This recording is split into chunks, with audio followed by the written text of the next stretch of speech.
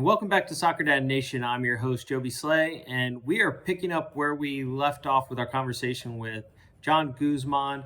I was really excited about this interview with John, and we had a great conversation. I had to split it up into 2 episodes. So here we go, second episode, continuing the conversation with John Guzman as we start to talk about what it was like to take our kids overseas internationally for a soccer experience. So you went back to Colombia with the kids. It was Last first November. time? First time. Last November. Last November.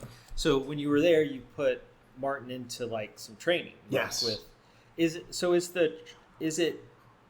changed now to where they have more of kind of the pay to play stuff that we have, where there's trainers you can pay, there's teams you play into now. So there is that now. It's not just academies. More academies, more soccer teams, more opportunities for join a club, depending on what the parents are looking for, depending on what the kids are looking for. The pay to play style, it's there. You also have the different academies where the kids aren't paying to play. It's more the professional. It's more on this kid has it. We're going to let him train with us. So you have that as well. Martin had a great opportunity. I called up a couple of friends, and they got me into one of the good teams down there. And he was able to train 2 days with the team. Yeah. It was a great experience for him. He understands Spanish, and he talks Spanglish, half Spanish, half English. So he was concerned, how am I going to talk to the kids if they don't understand? I'm like, you're going to talk with your feet. Yeah, that's how you're going to talk. It's not, you don't need the language. You know enough Spanish to be able to make yourself, make them understand whatever you're saying. He trained 2 times with them. It was a great experience. It was great for me also to see how they play, right? What they do differently. Yeah. So one of the training sessions was headers. Right, which we're not doing. We're not allowed to do here. So fortunately, in the backyard, we would have the kids do headers. Mm-hmm. So when I start seeing one of the drills is one of the kids throwing the ball and the kid having to jump and header the ball, Martin knew how to do it. Yeah. Because we would do it in the backyard. Because there was another kid that had never done a header, he would have been, we can't do that. Yeah. And all these kids are doing it, right? They're training it. So it was good to see that. Those type of things. Yeah. It was great to see how soccer can transcend barriers, cultures, language, countries, borders. These kids, as soon as the coach greets Martin and says, "Hey kids, he's a player from the U.S. He's going to be training with us." Blah blah blah. You should have seen the kids, how open they were. Started questioning Martin. And I have great clips because I'm up on these bleachers really high up, and I could see them down in the soccer field. And I would see them all around Martin, welcoming him, and asking him, have you seen Messi play? Oh, have you gone to the stadium? The Messi effect, right? Yeah. It's that you had a podcast about the Messi effect. Have you seen Messi? Do you have the jersey? How do you play over there? And asking them a bunch of things that immediately gave Martin the comfort of, these guys are welcoming. I'm not an outsider. I'm not the American kid. I'm not the gringo that they're like, we don't want to play with you. No, we're just going to play ball. Yeah. And seeing Martin doing the passes that Martin likes to do, and then the kid being able to score, and immediately the kids going up to Martin and hugging him and celebrating with him. That's when you see that this is much more than a game. Yeah. It helps unite also cultures, countries, everything. So that was a great experience, being able to go down there. So those experiences, listeners, because we did the same experience with Benjamin in Argentina this summer. Same thing, just so eye-opening.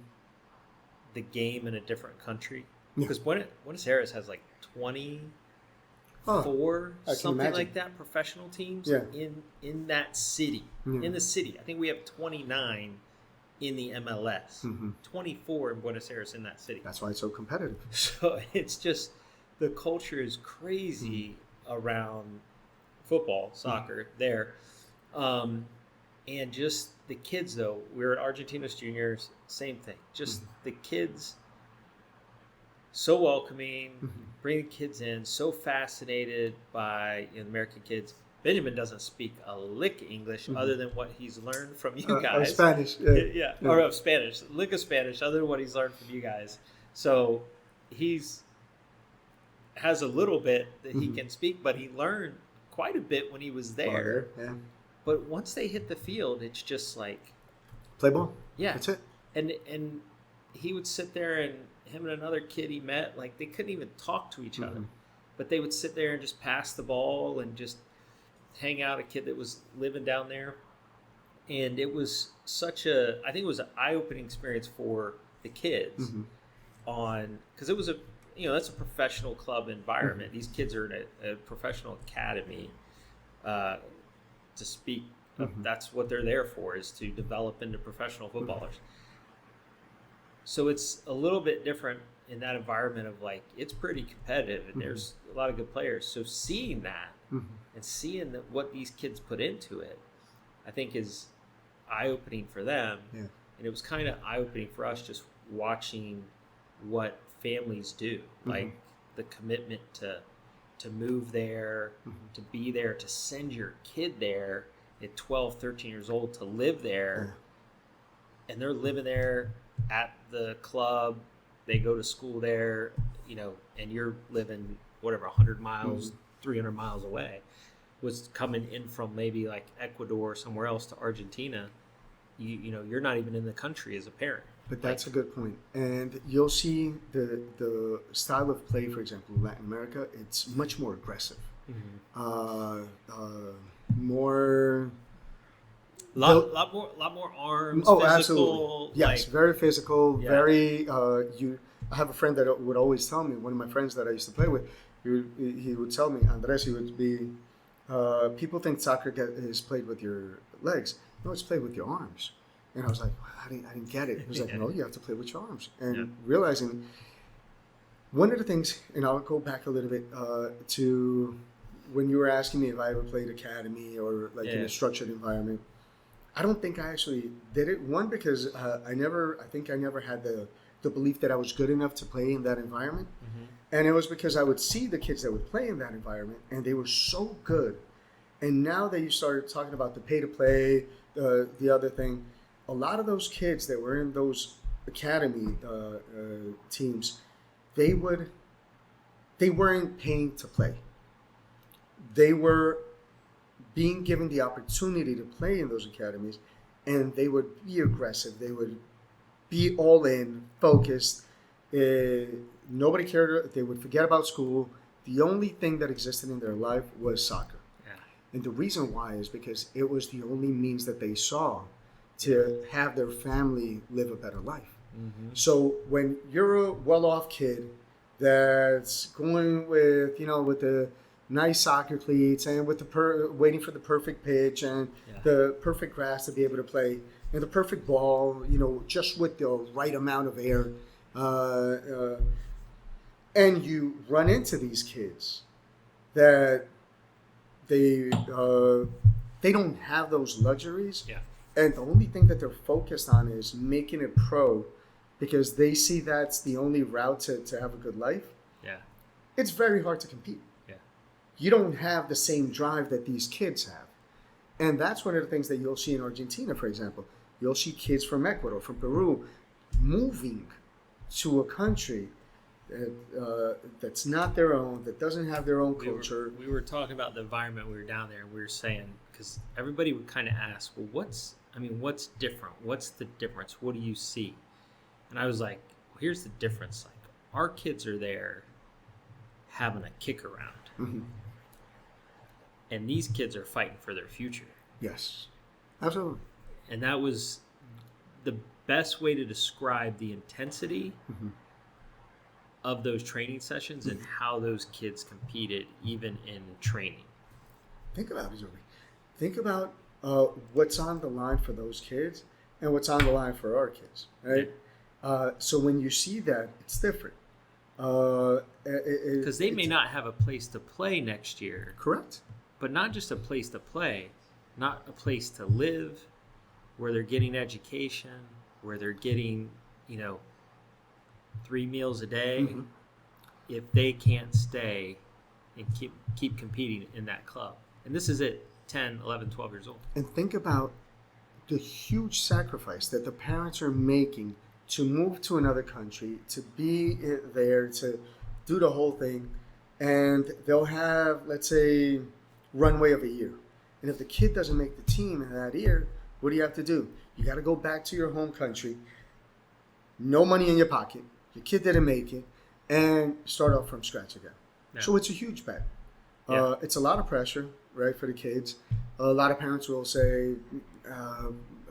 it's a different environment. Yeah, it's a completely different environment. Because here, it's like, you're talking again about... And this is a different level. But when you're talking about your kids here, it's like, hey, my kid can play rec. My kid can play rec for the next... Go play middle school, go play high school, and play soccer and have a really good time, get to love the game, enjoy it as you get older. Like, we're out at these Sunday leagues. These guys are 50 years old, still playing. Still playing. They go out on the weekend, barbecue, play the game, hang out with their friends. That's a path.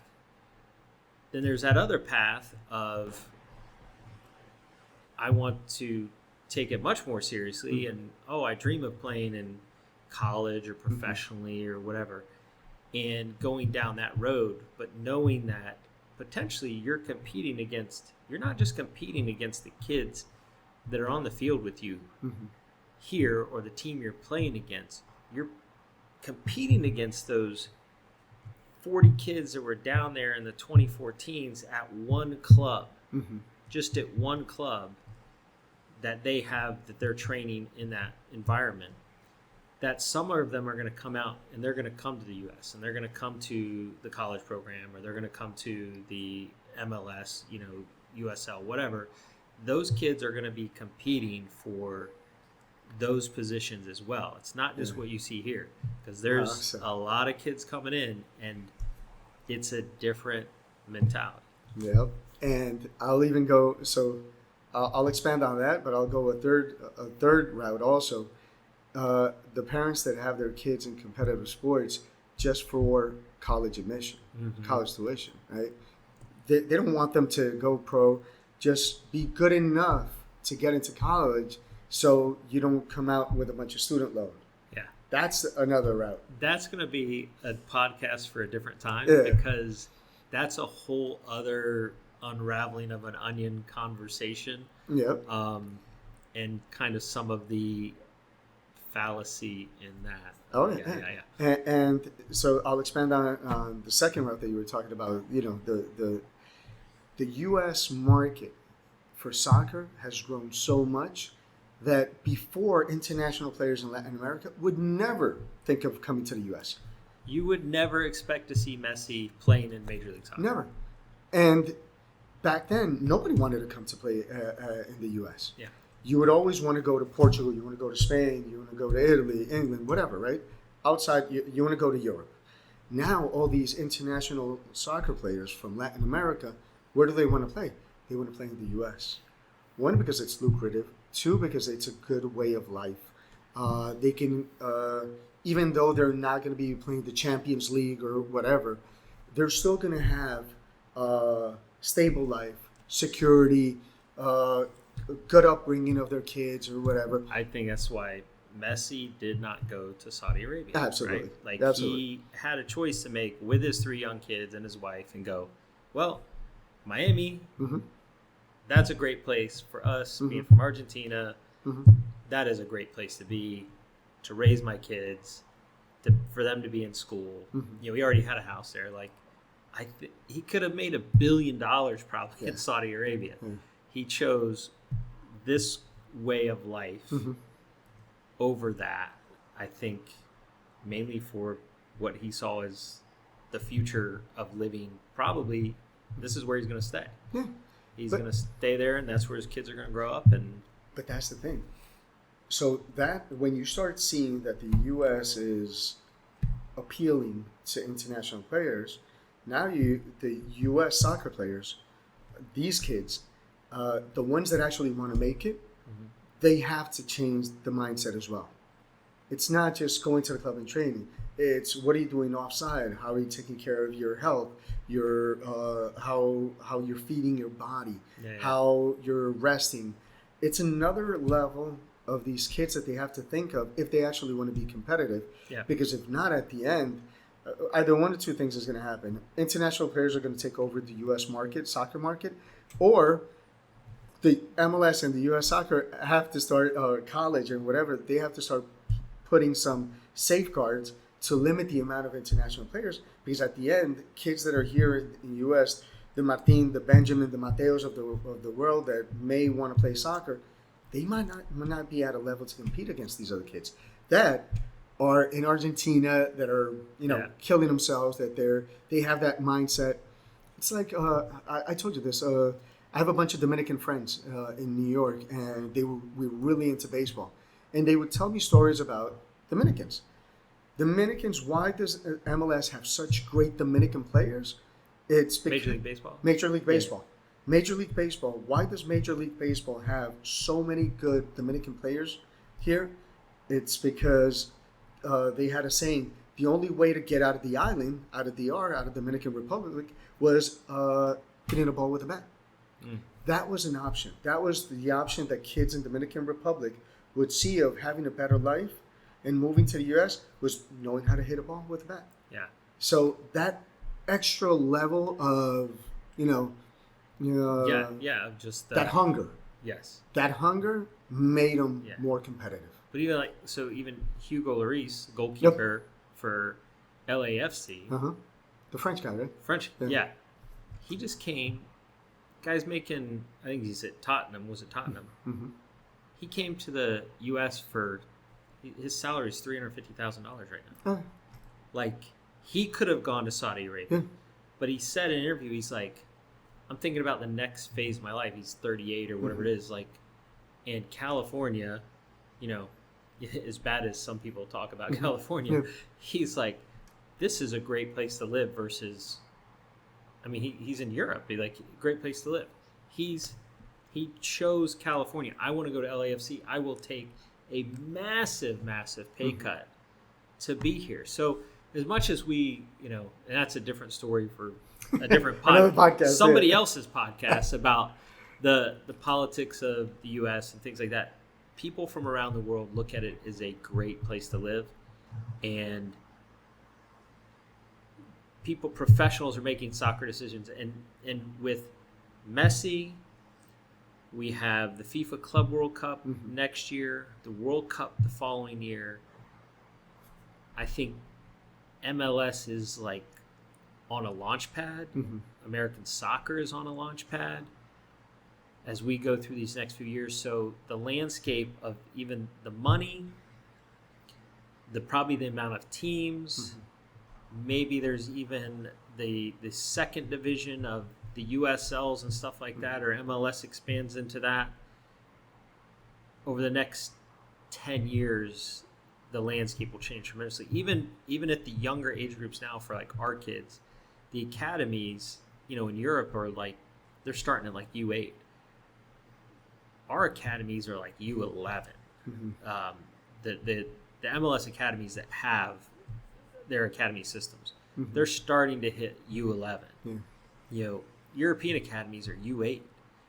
They're starting to hit U11, but I think we're going to see it go younger and younger, and they're going to start to add in those age groups and start to get deeper there, because they want to start developing kids younger and discover those kids, because there's also the whole financial market of selling and buying players and that whole other side of professional soccer, and how teams stay and how the MLS will stay financially viable is being able to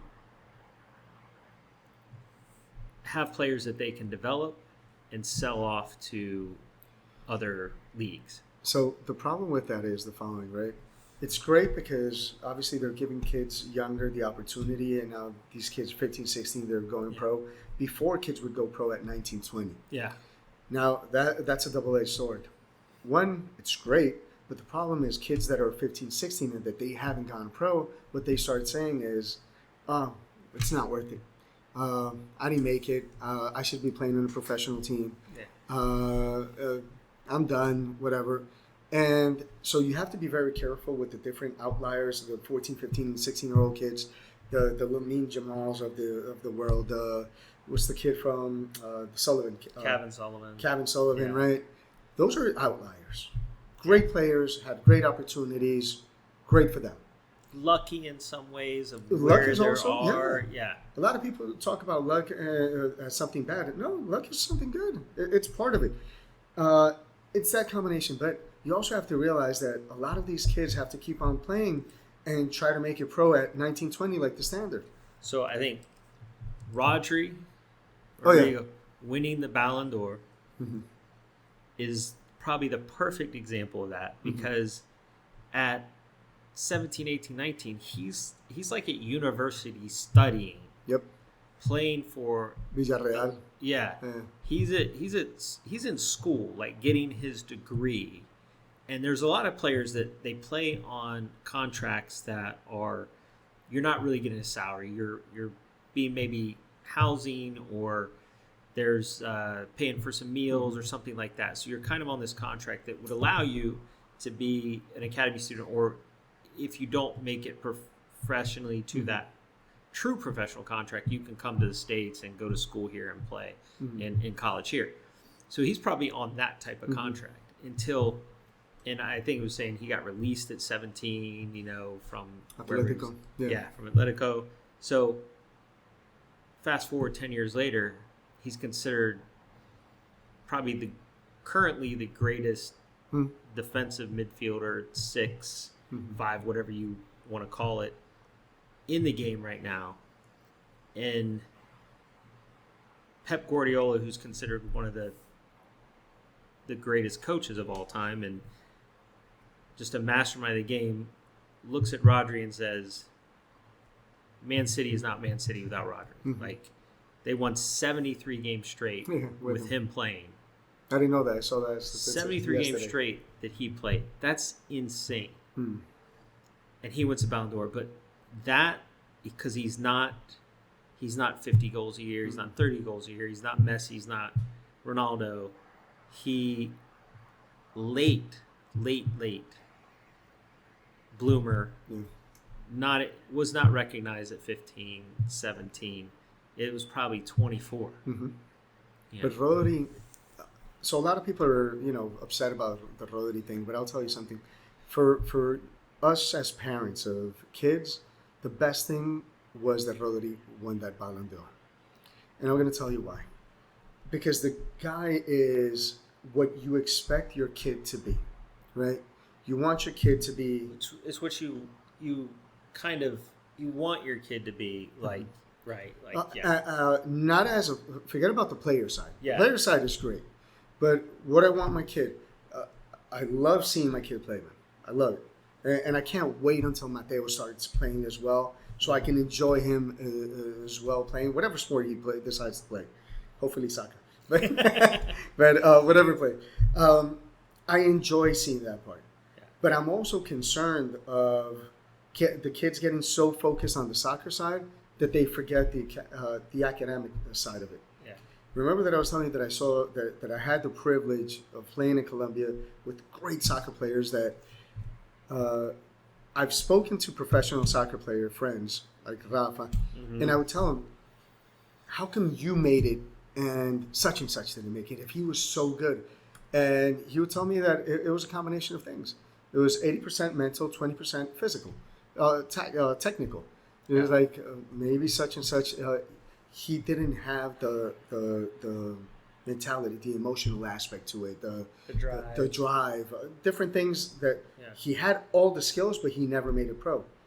Now, I've seen the dark side of that, of people that they're 23, 24 years old, they're no longer playing in a professional soccer team, and they're trying to now find their first job.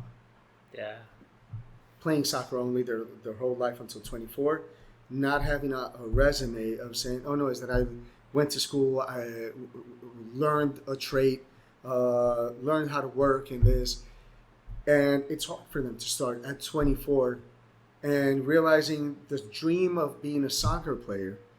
I lived it. It was short lived because whatever, emotional aspect. I messed up my Injuries, knee, yeah. whatever. All that, and at 24, started to try to now what am I going to do with my life? Yeah. So the roadies of the world, and that's the aspect of you can tell your kid, hey, kid, it's important to focus on soccer, but look what Rodi did also. Yeah. He continued his studies in business. I think it was business administration or something, business and finance, something that he went to college for. It's important because, yes, he became the Ballon d'Or, but that injury that he has now Yes. could have happened at 22. Yes. And he might have And, not. and it'll be interesting to see If he bounces back. Yeah. If he's over. For listeners who don't know, he tore his ACL Mm-hmm. earlier this year, and it's a conversation and we have this conversation with our younger kids, kind of managing their load. And I think about it a lot with my son now because again it's almost every day he's playing, and he's 3 to 4 hours a day, and he's 10 years old. Mm-hmm. But he loves it, he enjoys it, so I'm like, okay, he seems to be handling it fairly well. But Rodri's one of the guys that was talking about they're playing 70-something games a year. I mean, he played between Man City and the National League because they had the Euros, and they won the European Championship. Rodri was Player of the Year Player of the tournament for the Euros. Won the year before, won the treble with Man City. So he's playing 70-something games, I think it was. He complained about it as well. That's what he was vocal about. And that's what he was saying. I played so much, I was so fatigued, the wear and tear on our bodies, and then 3 games into the season, something like that, tears his ACL and kind of like a non-contact situation. And the Ballon d'Or, if you don't know, is for World Footballer of the Year. So you've been nominated. Messi won it the year before. You are the World Football of the Year as voted on by the members of FIFA or the French Federation. Yeah. So Ballon d'Or. And so this is what he just won, went through, etc. But he's such a humble guy about it too. And I think that's what people are liking. Again, late bloomer, not a goal scorer, humble education, defensive midfielder, the recognition to that position and the type of person he is, and the guy won. He won. He won at the international level and the club level. Yeah.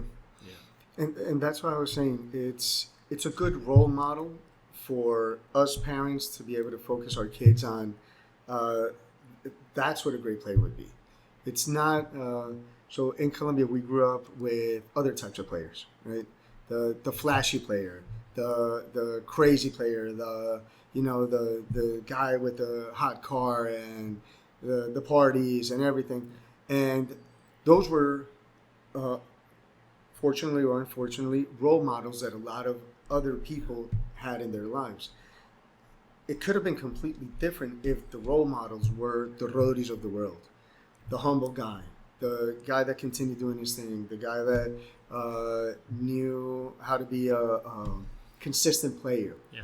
Didn't have to be the star of the show the whole time, but it's important to be consistent in whatever you're doing. Yeah. The guy that continued to go to school because you never know. If this soccer thing doesn't work out, I have my backup plan that I learned a trade. I learned something. And here's a little information for parents listening that you may not realize. And now Messi, Ronaldo, the type of money that's around them and things like that, it's great for the kids to see that and kind of want to aspire to that, chase those dreams, etc. But for most, think it just came out the other day. The study right now was like there's I think 14% of professional footballers around the world, like this is around the world, registered professional footballers, only 14% make over $100,000 a year. Imagine. Only 14%. I think MLS, like when MLS started, when I was a kid and I was around it, or a kid, coming out of college, I think it was like 22,000 a year. 20,000 was like the minimum salary, annual salary. I think it's around 60 something now, so it's still like that's the minimum. But I think there was another portion of that, like 50% or something like that make $4,000 a year. Yeah, around $4,000 a year on average. 50%, something like that. They were showing the stats of Inter Miami recently and showing the salaries of the players. It was crazy. You would never expect these kids that they're on TV every week, and they're making $40,000. Right. There was, I think, in that thing, like they had the highest salary thing, but I looked at that and I was checking the numbers. I think, and there's probably 30 something people on this roster, right? I think between 5 of them, and I think it was the number was like 40 million or something, or a little over 40 million. I think between 5 players, they made 35 of the 40 something million. Yeah. And the other 25 players were splitting the other between 5, whatever it was to make it. So and again, depending on how long you're able to stay in the game, like you're not making a windfall unless you are in which in most things in life, maybe you're in the top 1, 2, 3% of the group. So I think there's going to be more money coming in the game. I think there will be more teams, more sponsorships, more of that. But that doesn't necessarily mean like your kid's making it in. It doesn't mean that it's millions that you're playing for. You're going and taking a job that you may be making less than when you came out of school. But that's the thing. We were talking about social media, the good and the bad. Yeah. One of the bad things about social media is the glam, the fancy, the showboating and everything. That a lot of kids will think, oh no, life is perfect for all these players. I want to be that, but they don't understand all the other issues or the things that social media doesn't show. Yeah. Right. For example, the kid that's making $40,000 a year, but he's still renting a Ferrari here in Miami to be able to show off and things like that. But you don't see the other aspect of it. The other aspect is, for example, how hard it is. For example, I've had the fortune of seeing players that did pro, and after it finished, they didn't have the backup plan, right? And that's important for these kids also to see that even if you're playing, you also have to have something on the side that's also, call it a plan B, call it an additional source of income. Yeah. It's all these things that you also have to teach these kids. Because they say most players hit their prime around 28. So you're hitting your prime around 28. We got guys like Messi, Ronaldo. They're into their late 30s now. Yeah, but that's anomaly, right? Like, not a lot of people are going to make it that far, and be able to. And you see them; they're slowing down. They're slowing down. Still incredible, but slowing down. Yeah. You can only play so long. Yeah. So at 30, early 30s, a lot of guys are out by early 30s.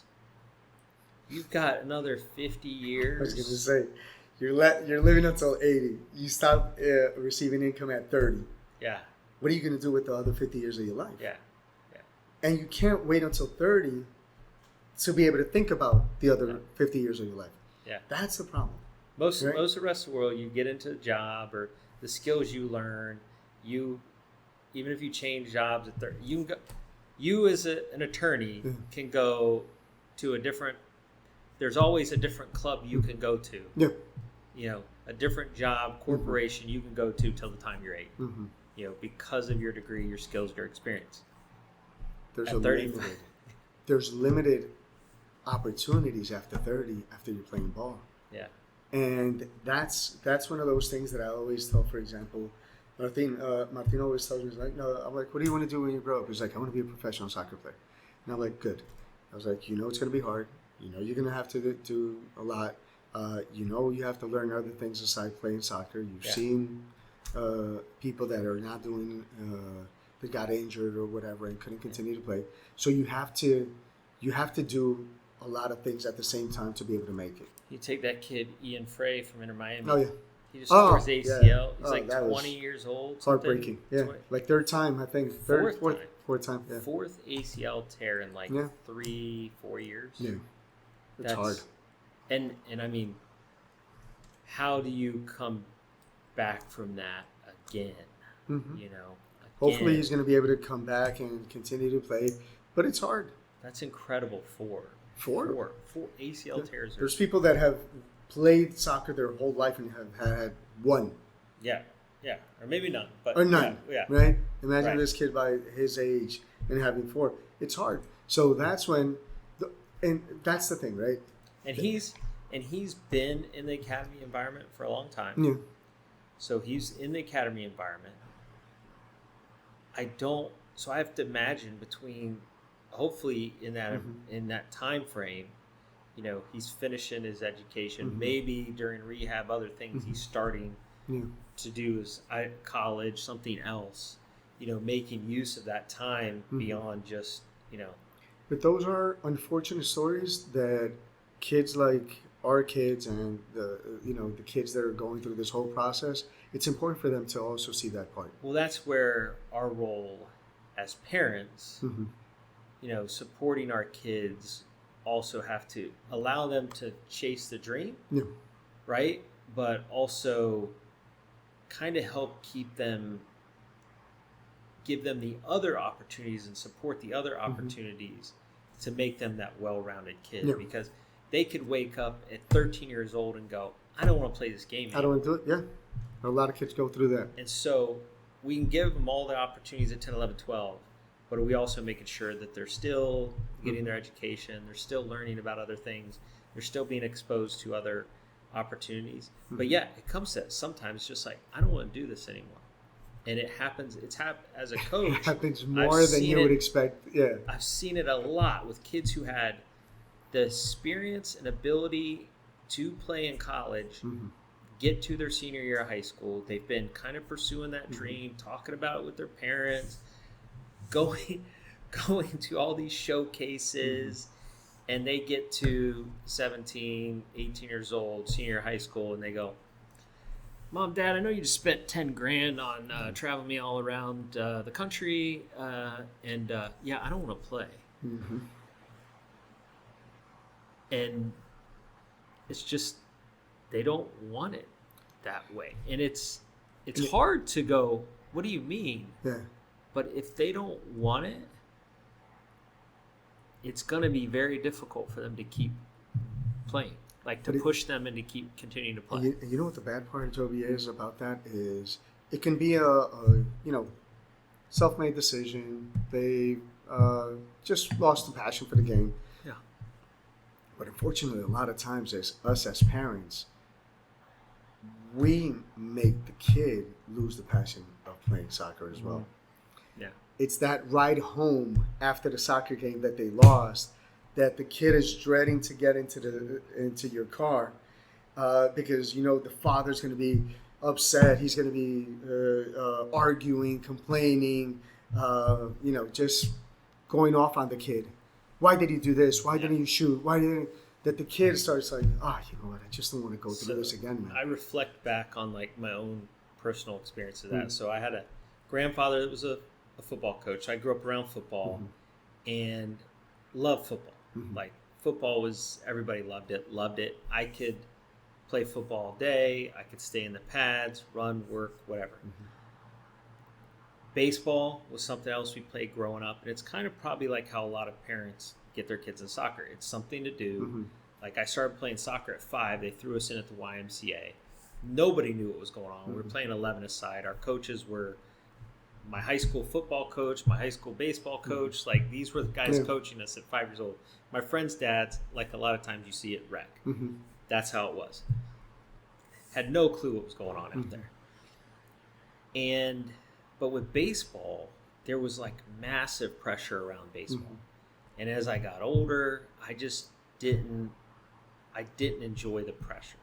The pressure that would come from other parents, the pressure that would come from my parents, my dad, like and probably again when I was young, he saw me in like T-ball, run into a gap, playing shortstop, bare hand a ball, and throw it and get a guy out. And I remember doing this, and I think about that play at 6 years old.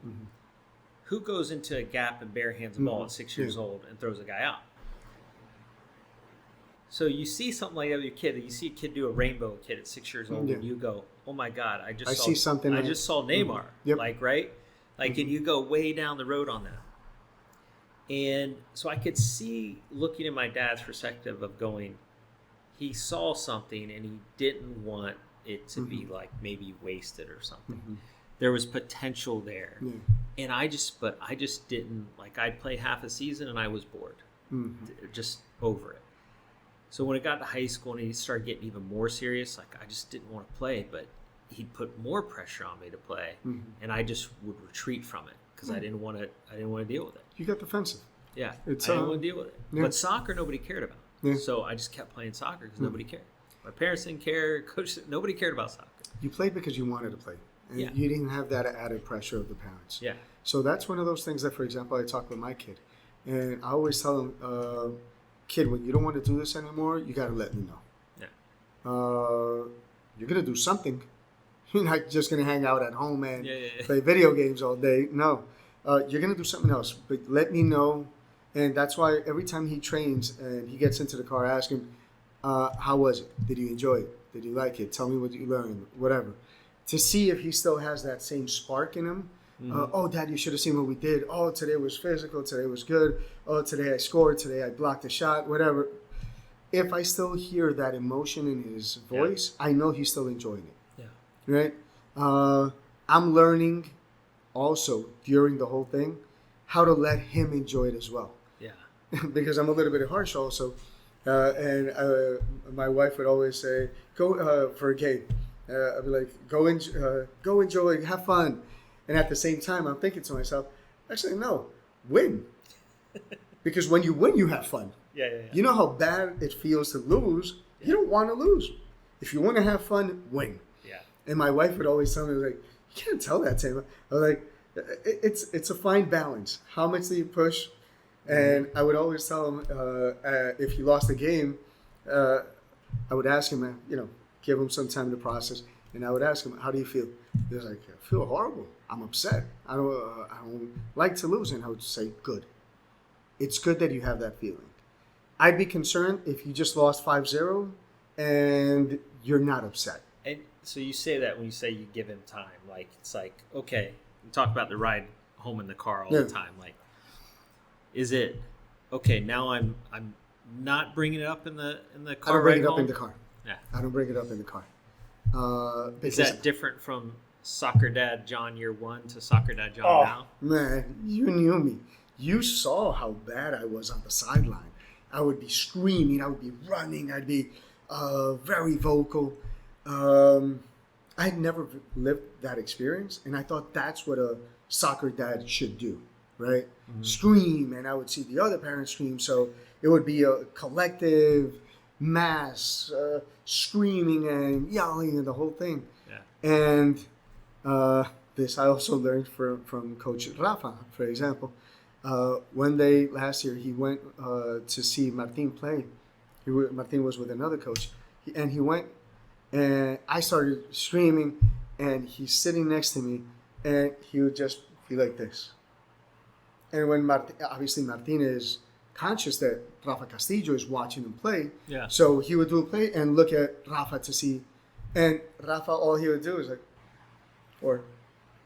and I was like, what are you doing? He's like, that's all you need to do as a soccer parent. Good job. Calm down. Breathe. That's it. Because you start stressing out the kid. Yeah. And then I started learning. I was like, oh, wow. I guess I've been going through this all along. It came from a good place, right? Right. I think most parents, it's coming from a good place. But at the end, you don't realize the harm that you're... And if your kid is constantly looking at you on the sideline, it's not good. Right? They're not concentrating on the game. They're not concentrating on the game. They're looking at you. Yeah. Yeah. So I started changing. So, for example, I would be the father that would get into the game and start complaining. Oh, how come we lost? Martin, why didn't you run? Why didn't you close this? Why didn't you do this? And I could see the kid's face in the rearview mirror of, when are we going to get home, right? So little by little, I started learning as well the things that I was doing wrong and how to change them. And right now, before, I was talking with one of the parents last night during practice, and I said, before I would be the father that would be standing up during the game, right? On the sideline, just standing up. And you hear this a lot, and a lot of soccer dads will know, like, oh no, I can't sit. I can't sit during the game. Yeah. I force myself to sit. And not only do I force myself to sit, I force myself to sit and cross my leg. And I was telling this to the father and last night, and he was like, what do you mean cross your leg? I was like, yeah. Because if I'm sitting back on my chair, I've got my leg crossed, I've got my coffee in my hand, and something happens, it's hard for me to put down the coffee or put down the little camera that I do my videos with, uncross my leg, stand up to be able to react. Yeah. By the time I have to do all that, I get more calm. So just by sitting down, crossing my leg, if something happens, I'm like, I'll just do something like, could have been better, or whatever. And I asked Martin, I'm like, Martin, who do you prefer? Do you prefer soccer dad John from last year screaming, being vocal, come on, or do you prefer the one that just looks at you and says, or just chill? He was like, oh no, I prefer the new soccer dad John. He's like, because I don't get stressed, Dad. Yeah. And I was like, but Martin, I thought I was motivating you. He was like, oh no, I can hear you and you're really loud. Freaking me out, man. Yeah, no, and he was like, Dad, you're really loud, and it was embarrassing. And I was like, damn. So, because really, at the end of the day, we think they need that. We think they want that. We want to encourage our kids. Yeah. But really, at the end of the day, they don't care about soccer dad. They just want dad. They want dad. They want that. And that's one of those conversations that just like the kids are learning the whole process, we're learning the process as well. Okay. Right? I'm trying to get better as I go. So, all right, so switching gears a little bit, but staying on that same vein. So you not growing up with that, not having that dad there to help you with that, like how does that how do you deal with that with the kids, like not having that around, not having maybe those father figures, or were there other father figures, not being in that environment? How do you approach that? So that's one of the things. So for example, I'll go a little personal. I didn't have a dad growing up, single mom, raising 3 kids. I didn't know how a father raised a boy. That when my wife was pregnant, I was somewhat concerned if I was going to have a boy because I didn't know how to be a father to a boy because I never had a father figure, right? So I always thought, if I have a girl, I know how to treat a girl. I know how to, be sweet with a girl. I could, be kind. And so God, in His wisdom, gave you 2 boys. Gave me 2 boys. And if you ask my wife, I was freaking out when we found out that our first son and then our second son was going to be a boy, because I was like, oh man, I don't know how to do this. I've never had that father figure telling me this is how you're going to be a man. This is how you have to react. Yeah. So I made a huge amount of mistakes at the beginning, and I still make them, raising a boy because I didn't have that role model, let's say. Same thing in soccer. My mom, she loved, soccer and watching soccer with me as a teenager, whatever. But she never saw me in a high school game. She never saw me at a college game. She never saw me in those environments. Yeah. The only time my mom actually went to see me play was because after a game, I was in college. After one of the games, we were going to go to lunch because it was a birthday. Uh-huh. And I think that's one of the only goals I've scored in my life. Fortunately, the keeper comes out, ball comes up in the air, I jump and I header it. And it was a goal, and I immediately went and I celebrated with my mom. Mom, happy birthday. And that was the only time she went to a soccer game, and I was able to score. She must think you're amazing. Oh, yeah. She's thinking, oh, this guy is making goals every single game, and I would never make a goal. But anyway, so I never saw a parent on the sideline. Yeah. So when I come into this role as a soccer dad, I see movies and I see the other parents and I see everybody screaming and everything. And I think that's what a soccer dad is. And I said, oh, I got to be out there screaming, blah, blah, blah. And as I've gone through the process, I've realized that I don't think that's actually what I should be doing. Maybe some kids use that to their advantage. Maybe some soccer dads are better at it than I was. Yeah. For me, it was a hard lesson because I never knew what it was to play a competitive sport, what to be in a team environment, what it was to have your parents on the sideline rooting for you, how to behave. I never had that experience of being on the pitch in high school, in my high school soccer team, and looking to the sideline if I did a good play for reassurance from my mom or from my dad or whatever.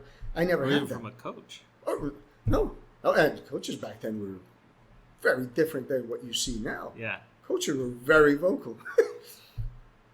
They would scream at you for everything bad that you did. They would never root for you.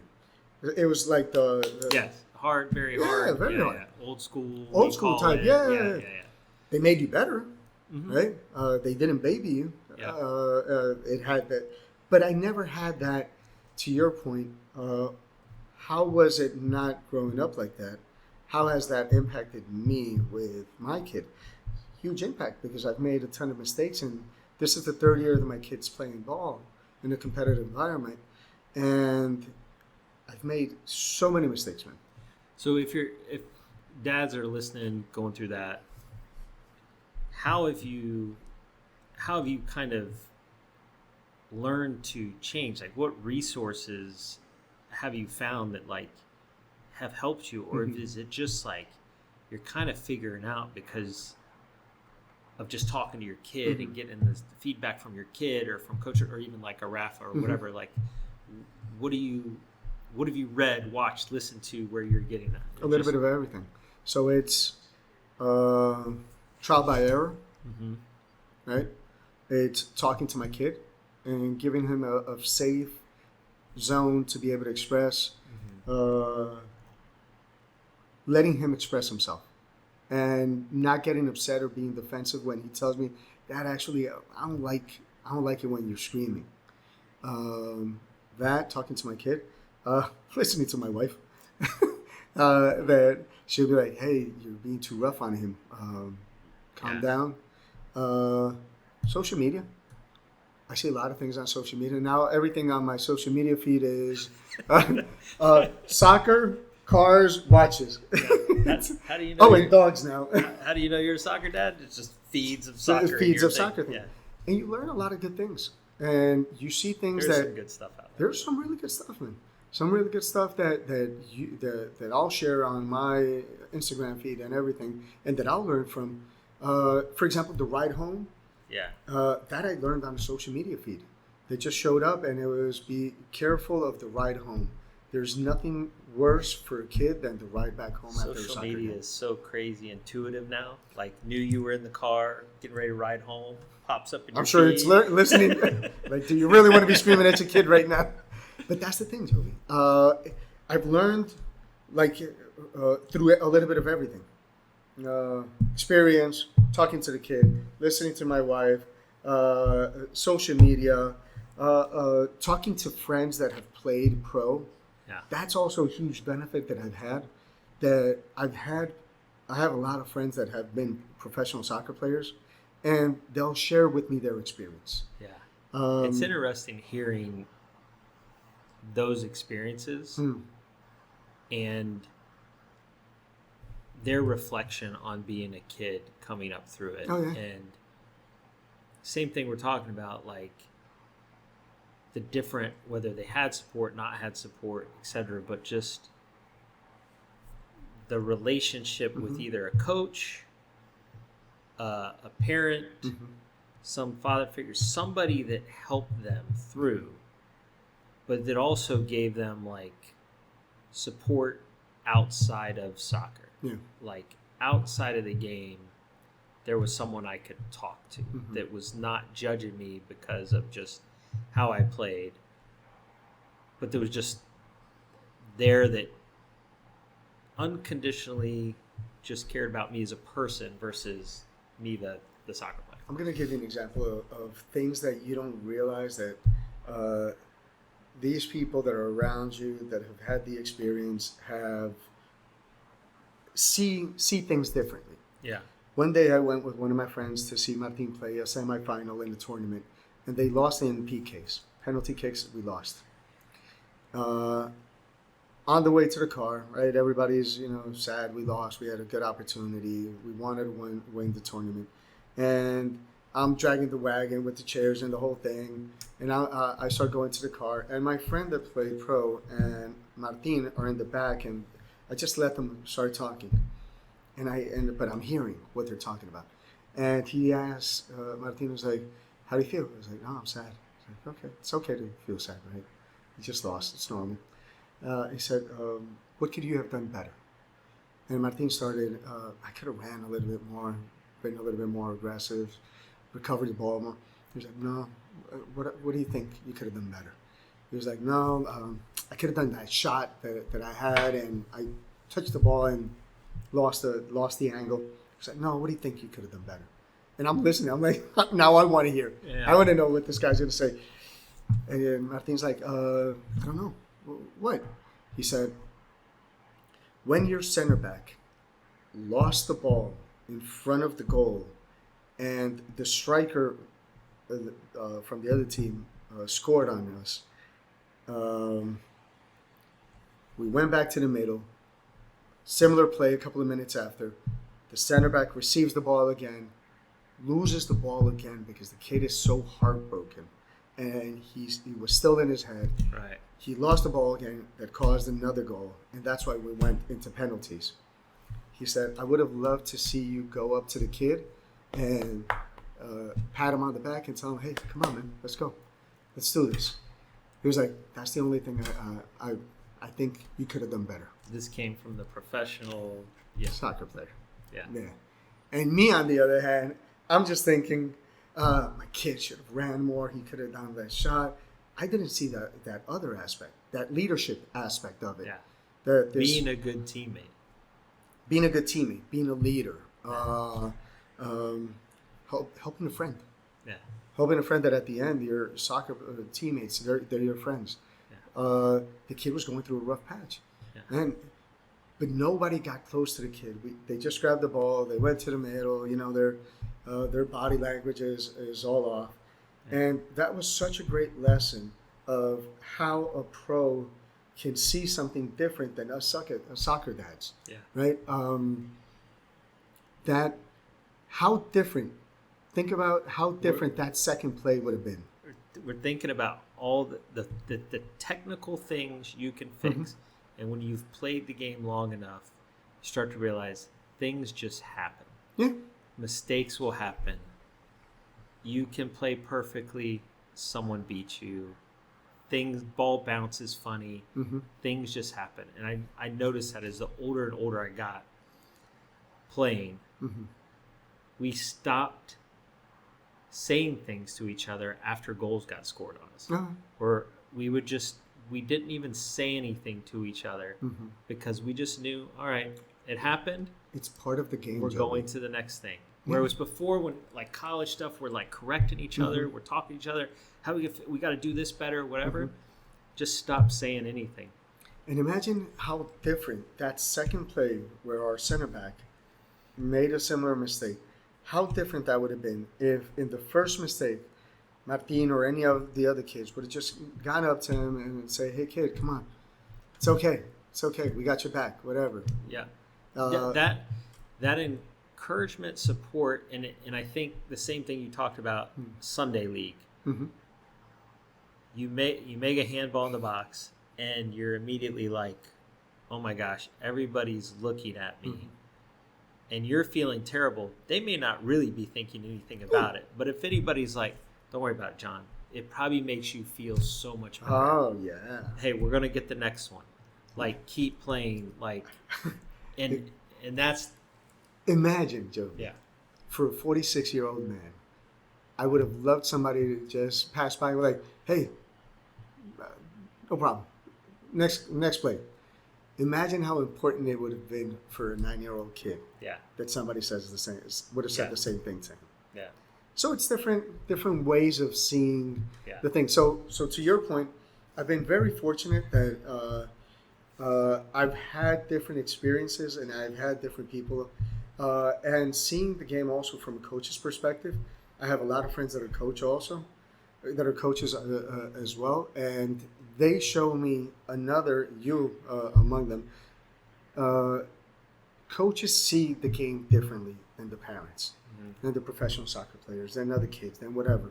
So I've had good people around me that see the game differently, that have helped me improve.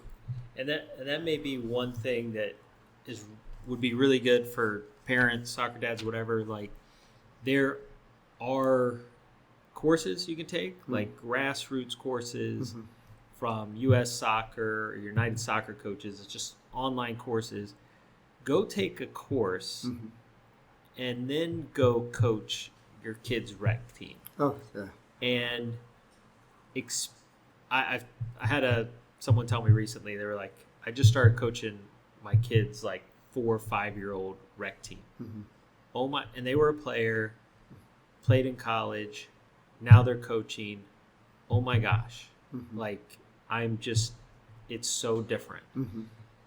But I had that opportunity at 17. I started coaching, and coaching helps you learn the game. Like, you see things differently. You become a better player. You have a better understanding from just being on that side of things. So I would definitely recommend to parents, if you're in this game, take a course. Just do it. It'll help you understand things about the game that you may not have seen, and just understand the methodology of how maybe U.S. Soccer, United Soccer Coaches goes to approach the game in developing your kid. And I would say that's the other thing as far as expectations of what you're looking for in the game. Long term, I think we're both in the phase of we're looking at this long term, not just in the elements of the next tournament, the next game. Those things are there, but we're looking at.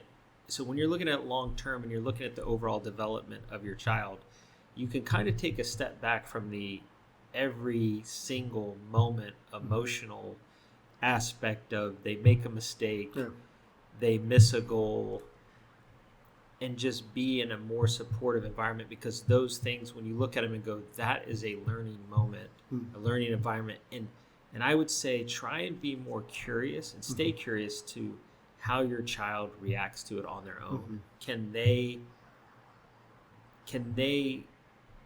work themselves through the situation and come out on the other side of it learning something?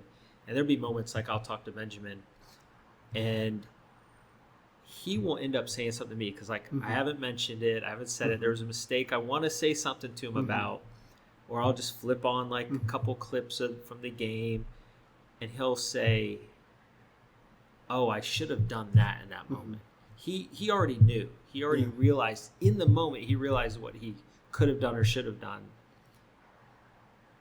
And he's reflecting on it himself and learning on his own. And that self-learning and kind of us maybe helping guide a little bit or giving them resources, but take that long-term approach into their development and take a step back from those little mistakes and realize just that's part of the game and that's part of their development. It's going to help them get better and going to help them you and them enjoy the game more, because as they improve and they start to take a little bit of responsibility for their own learning, they start to enjoy a little bit more. And there's moments now like 10 o'clock at night, like we always, like kids in bed a certain time. There'll be times 10 o'clock at night now, Benjamin's like, will you toss the ball to me? And like, man, it is 10 o'clock at night. You got school tomorrow, but he wants to. So I'm like, all right. And I've just gone to the point of going, you know what? This is what the kid wants to do. I will let him do this at 10 o'clock at night for like an hour and like toss the ball. And he's just grinding it out, kicking the ball back to me, juggling it a little bit, doing turns. But isn't that beautiful to see that the kid on his own, he's wanting to improve? Yeah. The video that you were mentioning, that the kids got cones on the floor. Martin and Mateo. In our upstairs. That was after losing badly on Sunday. Yeah. Came home. He had a great game. And when I least expected, I started hearing right above us just balls and running. And I asked her, what are they doing? She sends me the video. She's like, he came and he wanted to practice. Yeah. That, for me, was more important than winning or losing the game. Yeah. The fact that the kid lost the game, came straight home, ate, and went upstairs to start doing cone drills upstairs. The week before, we have a friendly. We win the game. I think Benjamin has 2 assists, a goal. But late in the game, he misses like a sitter. Like played across the top of the box. He goes to hit it. Left foot should be perfect for him. Hits it over the top corner of the goal. Wasn't horrendous, but hits it over the goal. He is devastated. Devastated he missed that thing. All he wants to do all week long, and why we went out early the next game, was he wanted to work on finishing. Next game, he scores 3 goals with his right foot. Which is a lefty. Yeah, scored 3 goals with his right foot because he spent the week. If you just took that game and said, you had 2 assists and a goal and you won the game, it was the mistake he made at the end of the game where he felt like he should have finished. And I mean, we watched games all week. Vinny Jr., missing goals. Mbappe, missing goals. Lamine Yamal, missing goals. We watched the El Clasico. They're all missing goals. We watched Man United the next day. All missing goals. Like world-class goal scorers missing from inside the 6. Yeah.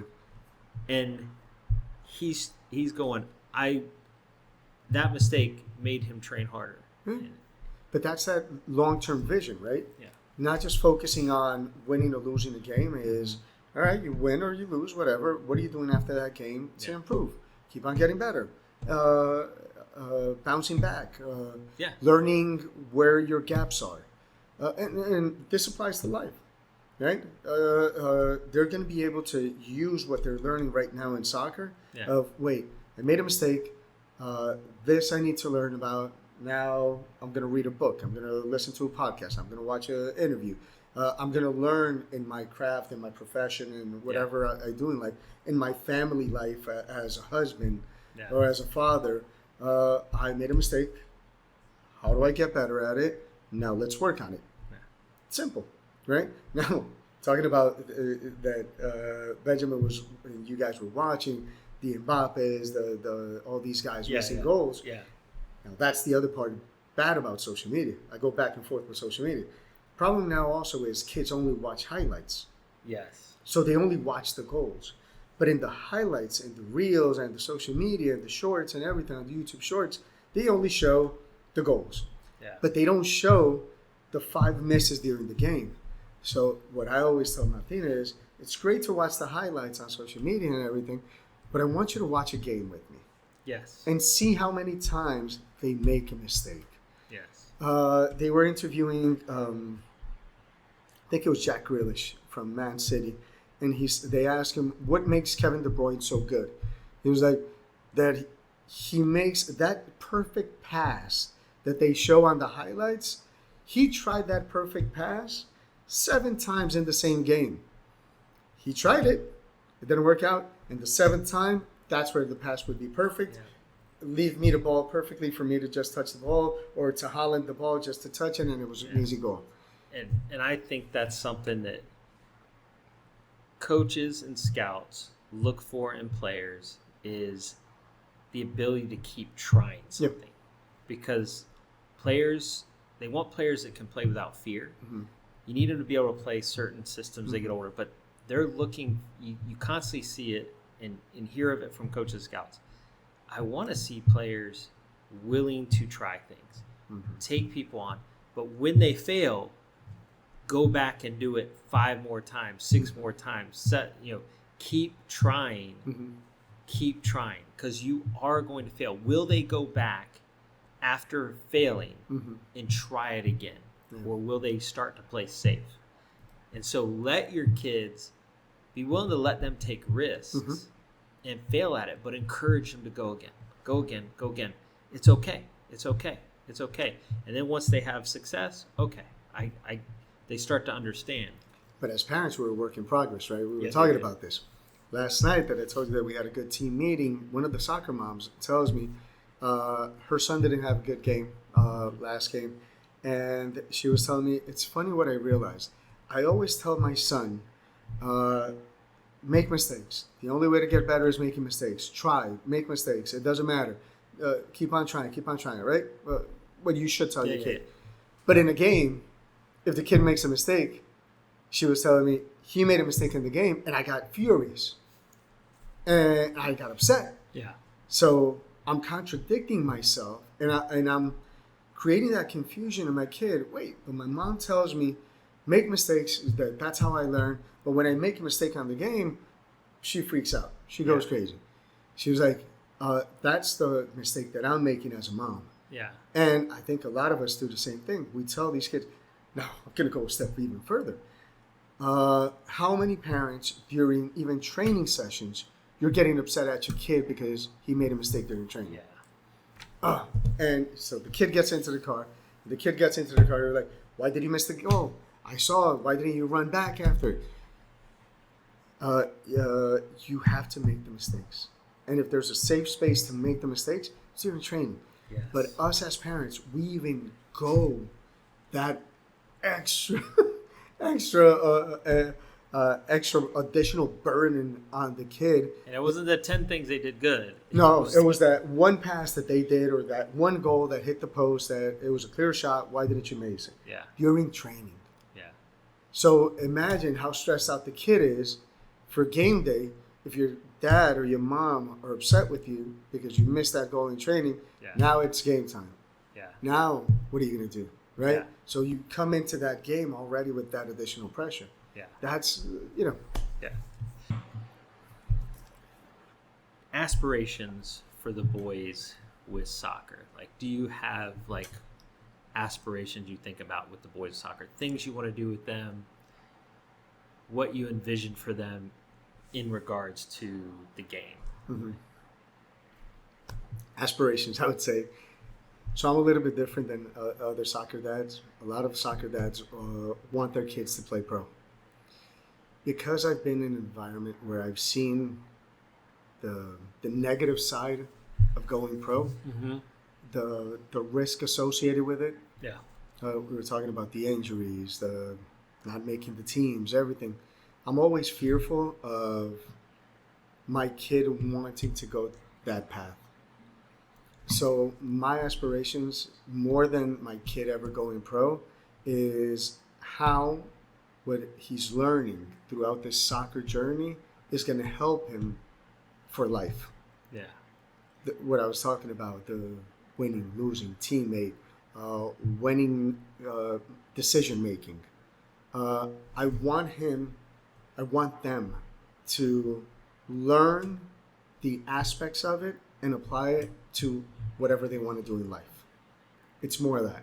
So it's like you said, it's more that the journey that you're more focused on versus the end result of making it pro. Yeah. For me, it's more that. Okay. And uh, I know Martin, for example, he wants to go pro. He's 9, Every right? little kid Every at kid 9, wants 10, to I want to, yeah. wants to. And if that's the route that he wants to go, I'm going to be right by his side. I'm going to keep on helping him, supporting him, doing whatever I have to help him reach his dream. But it's more the process that I'm focused on, Yeah. right? Learning the discipline, learning that it's much more than kicking a ball. It's more everything that you have to do to be able to make it pro. That's what I want. That's my aspiration for my my kids. To at the end learn that in order to reach that goal, being a soccer player, Yeah. it's much more than what people think. Yeah. Those are my aspirations. Okay. And then I guess last question, any final thoughts on what being a soccer dad has taught you about family and fatherhood? Put you on the spot there.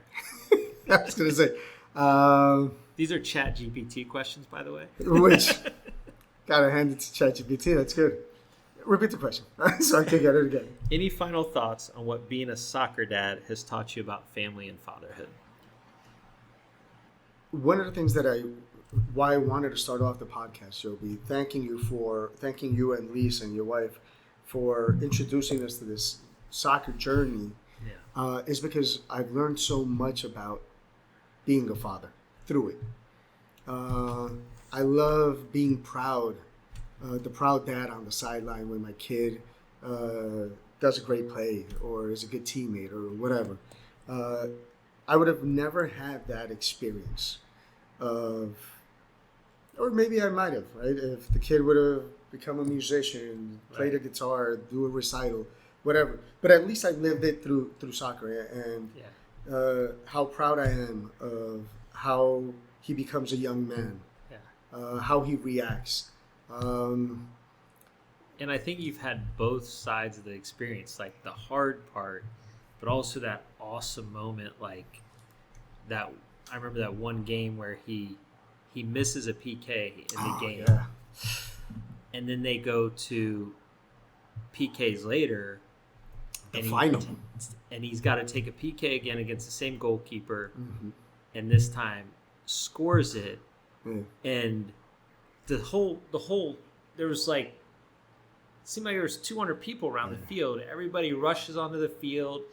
He's like falls into a pile. Everybody's diving on him. Lena goes in and grabs him out like Simba and like holds she's him crying. into the air. He's crying. I'm crying. And it was that moment because, and I think about that moment. I go, if he doesn't miss the PK earlier, it's still sweet, but it's probably not as sweet because he failed in a moment earlier in the game that could have won. I mean, they could lose now. He could have won his team the game then during the game. Now it's in the PK situation. He's got to come up again, and I mean, think about the pressure for that kid. And there was he so overcomes the pressure. So many people watching, and to win this little kids soccer tournament. It was a movie scene. It was a movie scene. Joby, seeing the kid going into the second round of PKs, and the coach has to choose who's going to go for that second round. And all I see is the coach go, and he leaves Martin to be the last kicker in that second round of PKs. And all he does is he pats him on the head. And when I saw that he patted him on the head, you can't imagine how nervous I was. I was like, but he already missed. And seeing the kid walking up and rushing and everybody going crazy, and it's the final, and they win with his goal. It was a beautiful moment. Yeah. So what has it taught me? It taught me that I'm a work in progress. It taught me how to be patient, how to enjoy the ride, how to enjoy the process, how to encourage my kid, how to be honest with my kid also, because I'm not that parent, and all respect to parents out there that even if the kid plays lousy, that they're cheering the kid on. I'm not that parent. Uh, I'll give you time to process your emotions, but I will call you out on the things that you did good and the things that you didn't do good and what you could do to be better. So being honest with my kid also, and not just giving him the medal for participation, but you earned this one, kid. This is something good for you. You deserve it. So being honest and having those tough conversations with my kid. Uh, uh, as a husband, also learning that you can't bring a loss from a 9-year-old soccer kid's uh, laws to the house and be upset all day. Yeah. Which my wife would call me out on those things and be like, it's you could calm down. That they're 9 years old. He lost the game. Yeah. Because I would bring that to the house. Yeah. And I was like, if I'm bringing that, imagine when real bad stuff happened at work and I have a lousy day at work, and how am I at home bringing those things home as well? Yeah. Just piling it on top. Yeah. Piling it on top. Learning also that I can't take my personal issues to my kids' games, because that's also something that I would realize. I would have a lousy week at work. Yeah. Difficult, complicated work week, and I would get to the soccer field on Saturday, and I would release all that anger, all that frustration during a soccer game. Yeah. That I learned during the whole thing. So the last thing that I want to come across during this podcast is, John's trying to show himself as a perfect dad, and now he's calm and collected. We have a soccer game on Sunday in a couple of days. Let's see if I can continue to be calm and collected. I have a strong personality. Sometimes I'm very vocal, and I have to fight those type of things. So the main thing that I want to come across is realizing that we're all a work in progress. We all have a lot to learn. We got to be very careful how we pass our frustrations onto the kids. Mm-hmm. Because another thing that I realized that sometimes I was doing maybe last year was maybe the fact that I didn't have that opportunity to play in a structured environment, in an academy, in an actual team while I was growing up. Maybe I was passing on those frustrations onto my kid. It was like trying to live through them. Right. Trying to live through the kid. Yeah. Right? Damn, if ungrateful kid, he has everything. He's got his parents taking him to this. He's got the perfect cleats. He's got the uniform, the sock, the space outside in the back to play. And he's not giving his best. What would I have given to have all this that this kid has if I had that opportunity in my life? Yeah. So as parents, we have to learn that you can't live through your kid. What you didn't do when you had the opportunity, it's gone, man. That's it. Live with it. This is your kid's journey, your kid's experience. It's not you. We get to go along with it. Yeah. And enjoy it, appreciate it, because it is enjoyable. It is, especially if you just, we love our kids, we love to support them, we love to see them do well. Yeah. So yes, that's very insightful, kind of deep, man. Deep. I got my moments. So, I guess sum up, if you can, one word that you would use to describe the soccer dad journey that you've been on the past few years. Emotional. Emotional. Yeah. Emotional. I think that would be. I'm very passionate in everything that I put my heart and soul into it, and I put my heart and soul into into this soccer journey with the kid, and it's a roller coaster of emotions. Yeah. But it's like raising a kid, Joby. It's got its good moments. It's got its bad moments. It's Raising difficult. a kid is emotional. It's emotional. I compare raising a kid, the emotional aspect and the uncertainty of not knowing how to be a father is very similar to the soccer journey. How do you help your kid during this soccer journey? It's emotional and it's uncertain. You don't know how to help your kid sometimes. That uncertainty, it's nerve-wracking. Well, that is, I go in on that because that is really the main reason like we're doing this is to try and help that, because that uncertainty can a lot of times lead to fear, and then we project that out onto our kids. And There's anger.